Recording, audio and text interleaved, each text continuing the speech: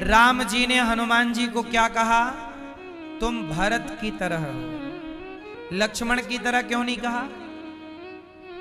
शत्रुघ्न जी की तरह क्यों नहीं कहा? भरत जी की तरह क्यों? सुनो, राम जी का जन्म प्रकट कैसे हुआ है? दशरथ जी ने क्या किया? यज्ञ किया। यज्ञ भगवान ने क्या दी? खीर। और खीर जब दी दशरथ जी को, तो दशरथ जी ने खीर अपनी बड़ी पत्नी को दे दी पूरी। बड़ी पत्नी कौन? माता कौशल्या। कौशल्या माता ने खीर के 3 भाग किए। आधा आधा ग्रहण किया स्वयं ने, और आधे का कौशल्या मां ने खीर ग्रहण की। और खीर का कुछ भाग किसे दिया? माता कैकेयी को और माता सुमित्रा को। तो आधा कौशल्या जी ने अपने लिए बचाया। तो कौशल्या मां को लगा ये ज्यादा है, तो थोड़ा सा माता ने खाया। फिर उस खीर के फिर 2 भाग किए। कौशल्या मां ने आधा भाग अपने लिए बचाया, आधे का आधा आधा कैकेयी और सुमित्रा मां को बांट दिया। फिर कैकेयी कौशल्या मां को लगा ये तो ज्यादा है, तब माता ने फिर 3 भाग किए। 1 भाग खुद खाया और 2 भाग एक सुमित्रा मां को दिया। तो सुमित्रा मां ने तुरंत खा लिया। कैकेयी मां को दूसरा भाग दिया। तो कैकेयी माता थोड़ा आलसी थी, उन्होंने कहा अभी रख दो कटोरे में, मैं अभी जरा देर में खाऊंगी, अभी मैं विश्राम में हूं। तो उन्होंने खिड़की के पास प्रकाश आ रहा था, रोशनी आ, वहीं खीर का कटोरा रख दिया। माता कैकेयी ने कहा अभी मैं खाऊंगी। तब तक एक पक्षी आया और वह खीर का कटोरा पंजों में दबा के उड़ गया।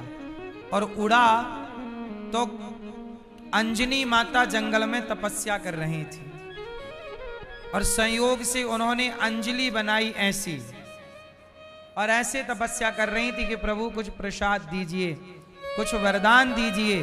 तो चील को उस पक्षी के हाथ से वह कटोरा छूटा और ठीक माता अंजनी के हाथ में गिरा। और माता अंजनी के हाथ में जब खीर आई तो उन्होंने लगा ये भगवान का प्रसाद, उन्होंने खा लिया और माता हो गई गर्भवती। तो उनके गर्भ से जो पुत्र हुआ वो हनुमान जी हुए।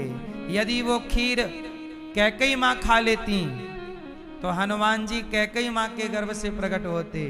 अंजनी मां ने खाया तो अंजनी से हनुमान प्रकट हुए। इसलिए राम जी कहते हैं कि हनुमान तुम हमारे भाई हो, तुम मम प्रिय भरतहि सम भाई।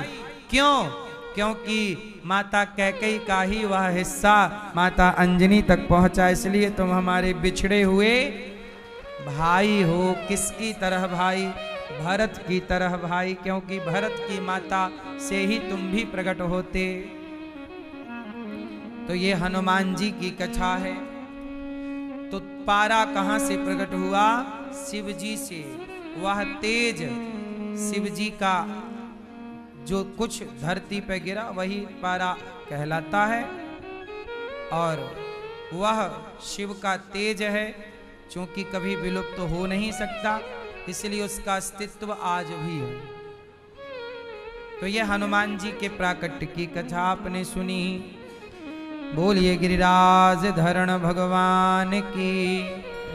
तो गिरिराज जी, अगस्त जी ने त्रेता में किया भोजन और द्वापर में पिया पानी। खूब बारिश हुई, इंद्र का अभिमान समाप्त हो गया, अब चरणों में गिरे। इस तरह भगवान ने अब दिव्य लीला की। आज भगवान ने नंद बाबा को, ब्रजवासियों को बैकुंठ का दर्शन कराया, पर सबने कहा कि बैकुंठ से अच्छा कोई है तो वृंदावन है। सबसे अच्छा क्या है बताओ? क्या है? हाँ, वृंदावन से अच्छा कुछ नहीं।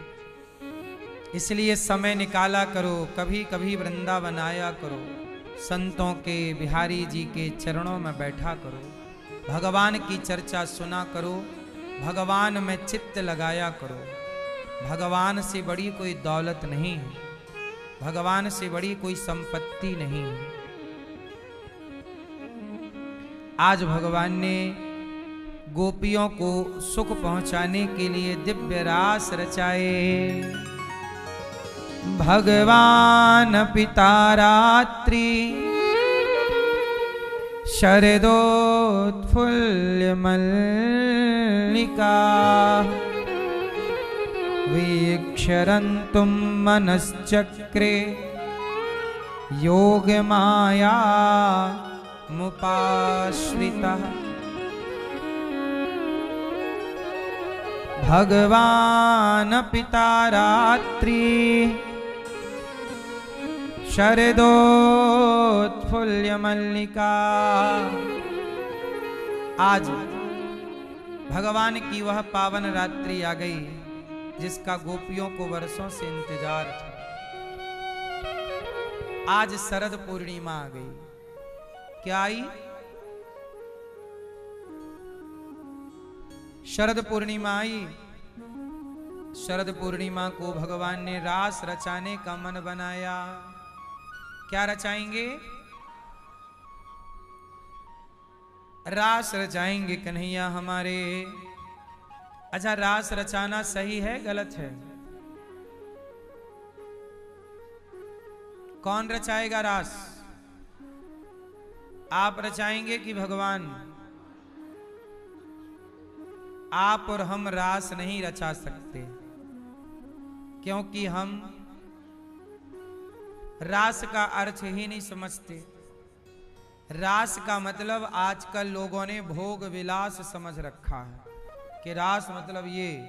सुनो, रास का मतलब भोग विलास नहीं है।